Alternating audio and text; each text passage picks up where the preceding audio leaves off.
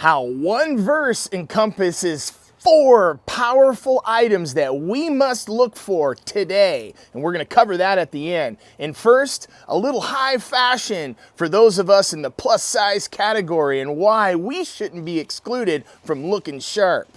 And what's heading our way with the CBDC, the surveillance state, and why it's connected to China and how China controls their population through observation of everything. Good morning, everybody, and welcome to the Shielded Prepper. This channel is focused on regional, local, national, and international news that's interesting to the prepared mind. Let's get into this. And if you haven't subscribed to this channel yet, pump it up, help us out, send it to somebody that you think it may bless. Good morning, everybody. Okay, we're gonna start with high fashion. Big Daddy's wearing a cowboy hat right now, and I'm looking good, and I'm a plus size kind of guy, and I saw one article this morning that caught my eye, and we're gonna share about it. The whole article is about this new fashion designer, and boy, is this guy interesting, and he is focused solely on big men and why they should be able to have high fashion together. I'm not gonna read this article. I started and I had a great belly laugh, and I'm gonna show this to you. Look at me now, and look at me in high fashion as a plus size man. You see those outfits? See all those plus size men? Man, I don't know, look at this guy doing a high kick. Golly. This is high fashion in the eyes of the world. No, thank you. Let's get into the next story. I thought you may desire a nice little chuckle on that. Financial surveillance in the West is more like China's than we admit. And the digital dollar concerns reveal this. This was out of the Wall Street Journal this morning. Central bank digital currencies will involve trade-offs among important values between security and privacy. This is a reminder and going a little deeper. We already know about the CBDC, and we have to know why this is important for us to watch these things, because this is what's going to happen. Many presume there is a clever tool for such balancing. In privacy tiering, transactions below a certain threshold of value would be generally private. This is the word, security and privacy. And it's saying transactions below a certain threshold of value, lower transactions, would be generally private. Those above it would be subject to surveillance. So as long as you're in the low value, we generally don't look. Yet if you're above it, we're watching. This is about us, the small transactions. This is how the digital currency is going to gain traction or gain steam. A tiered system would not protect privacy as imagined. So they're talking about the dichotomy between security and between privacy. And the middle ground is privacy tiering. What tier of privacy do you deserve? It would ultimately require identification of all users, tracking of their transactions, all users. At one extreme, a system that is wide open to government agents would allow them to make full use of financial transaction information for law enforcement, national and state security purposes only.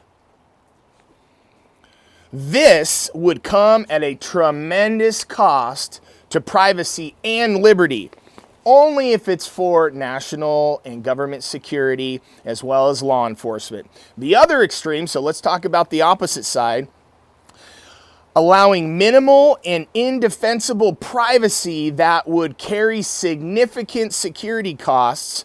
Between the two extremes lies privacy tiering. This is going to be the game. Your security is going to be absolutely cut off, and they're going to tier this thing. And as it progresses, as it evolves, as it's adopted and becomes more comfortable and normal, these tiers are going to increase in certain categories. And we know the green weenies love this. They like to add layers to how you're allowed to spend money and how we're going to track it.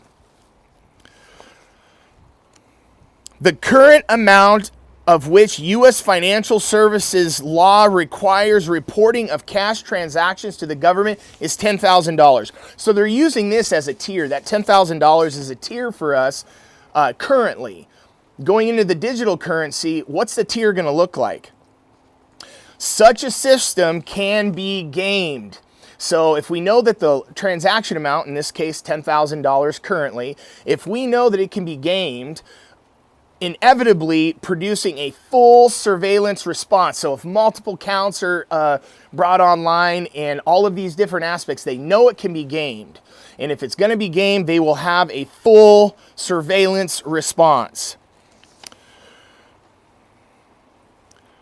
They're talking about multiple accounts and transactions. Then the authority would likely control the number of accounts or wallets any one person can create, whether personal or business, and that requires identification of all users and connections between all wallets and users. So there's users and wallets in the connection between. Privacy tiering sounds like a reasonable compromise, right? In appropriate tradition and standard. It's not. Indeed, it is a standard in a very different kind of society. This privacy tiering is Orwellian. Financial surveillance in the West is more like China's than anyone would like to admit. And they tell us it's not, and it is. We have to be confident and comfortable understanding where we're going and why we're going there, and it's been spoken about in years past. Scripture talks about it extremely closely. I was reading this morning in Proverbs, and if you desire one book to read that'll encourage you and motivate you, open the book of Proverbs. It was written by the great King Solomon, King David's son. And this is out of Proverbs 23:23. It talks about truth, wisdom, instruction, and understanding, and how to gain those. And it's right here. Here we go. It says, buy the truth and sell it not.